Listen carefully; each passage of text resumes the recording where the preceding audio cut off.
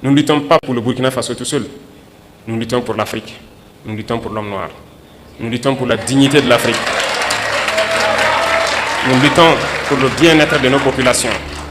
Et qui lutte pour la dignité et le bien-être de sa population a aussi quelque chose en cœur. Nous sommes de tout cœur avec tous les peuples qui luttent pour la justice, pour l'égalité, pour le bien-être. Et nous sommes amis à tous les peuples qui nous respectent et qui respectent notre souveraineté et notre dignité. Et merci à vous d'accompagner donc ce combat que nous menons. Il est très difficile de mener ce type de combat. Et je sais que vous le savez mieux que moi.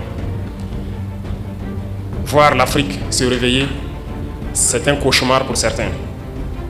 Mais pourtant, l'Afrique est en train de se réveiller. Et l'Afrique va se réveiller. Nous n'allons pas être complices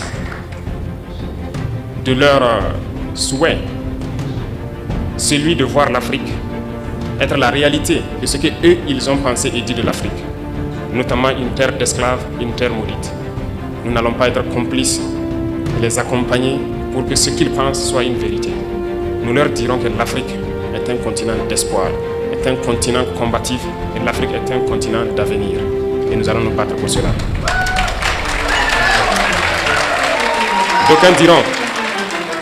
D'aucuns diront que c'est impossible pour l'Afrique de rattraper le retard, de se réveiller. On nous l'a dit lorsqu'on a voulu prendre le destin de notre pays, qu'il est impossible de faire ce que nous voulons. D'autres nous ont découragés. Ils ont toujours pris des exemples des héros africains qu'ils ont tués pour nous dire que ces héros ont essayé mais ils n'ont pas pu. Pour nous faire comprendre que c'est une peine perdue notre lutte. Mais nous avons dit que impossible n'est pas africain. Si impossible était africain, nos grands-parents, nos ancêtres ont beaucoup souffert. Il n'y a pas ce peuple au monde qui a souffert comme les Africains. Aucun peuple ne peut prétendre pouvoir survivre après toutes les épreuves que les Noirs ont subies. On se rappelle que ce soit les colonisations, l'esclavage, les conquêtes arabo-musulmanes ici, les Africains ont connu toutes sortes d'humiliations, toutes sortes de traitements qui visent à nous exterminer. Ils ont voulu faire disparaître le gène du noir parce que c'était les jeunes braves qu'ils ont toujours pris, tués et déportés. Donc l'Africain est le plus résistant de l'histoire de l'humanité parce que nous avons résisté à toutes les barbaries possibles. Mais il faut qu'aujourd'hui, nous continuions la lutte. Et voilà pourquoi, moi je vous dis encore merci pour ce combat que vous menez. Parce que le continent souffre encore. Regardez ce qui se passe au Soudan. On extermine les frères noirs. Regardez ce qui se passe au Congo.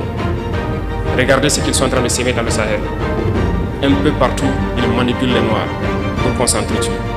Ils envoient les armes et on continue de s'entretuer. Il faut que cela s'arrête. Et c'est bien possible. La première chose,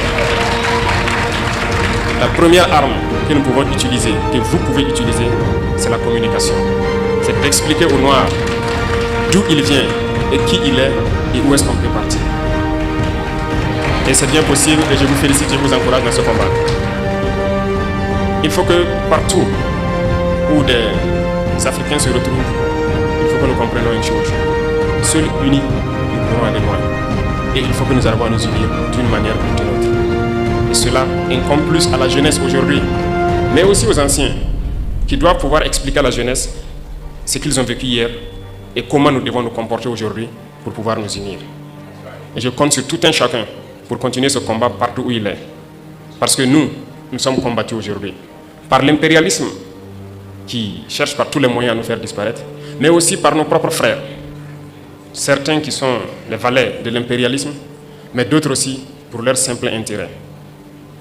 Personnellement, je dirais qu'il y a beaucoup de chefs d'État africains qui ne m'aiment pas. Ils sont très nombreux, qui ne m'apprécient pas.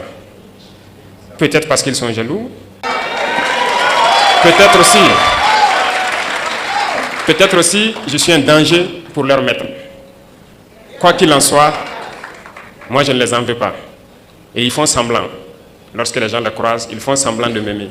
Mais je sais qu'ils sont nombreux à ne pas m'aimer. Mais notre prière est que Dieu les change profondément dans leur cœur. Que Dieu mette beaucoup d'amour dans leur cœur. Pas pour nous, mais pour leur peuple. Pour qu'ils aiment leur peuple. Et qu'ils se battent pour leur peuple. Parce que nous continuerons à prêcher le message pour que leur jeunesse se réveille. Et je prie Dieu que Dieu mette l'amour dans leur cœur, qu'ils aiment leur jeunesse, qu'ils aiment leur peuple et qu'ils se battent pour le bien-être de leur peuple. Peut-être qu'à travers cela, nous aussi nous allons bénéficier d'une once d'amour de leur part. Et je prie Dieu que cela puisse arriver et très vite, que nous puissions voir dans la même direction, voir que nous devons nous battre pour le bien-être de nos peuples, de nos jeunesses, de nos continents, de nos pays. Et à travers cela, il n'y a pas de choix, on va s'unir. Parce que l'Afrique est immensement riche, nous avons un marché immense et nous avons des cerveaux à travers le monde. Et nous allons faire venir tous nos cerveaux pour travailler avec nous. Et l'Afrique a besoin de tous ses fils, de toutes ses filles pour pouvoir se développer. Et vous portez ce message, vous portez ce combat. Et nous devons tout faire pour que ce combat aboutisse et au plus vite. Ça, c'est très important. Parce que vous devez voir ce combat aboutir dans très peu de temps. Et c'est bien possible.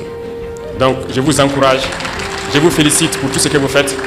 Et avant de clore mes propos, je vous invite, à chaque occasion que vous pourrez, revenir au Burkina Faso, parce que nous allons transformer le Burkina Faso, faire du Burkina un exemple pour que les gens voient que c'est possible.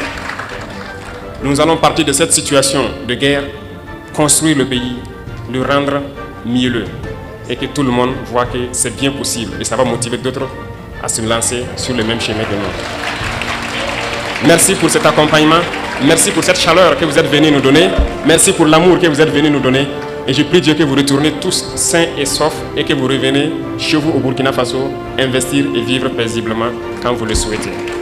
Merci beaucoup à tous, que Dieu vous accompagne, que Dieu vous bénisse, la patrie ou la mort.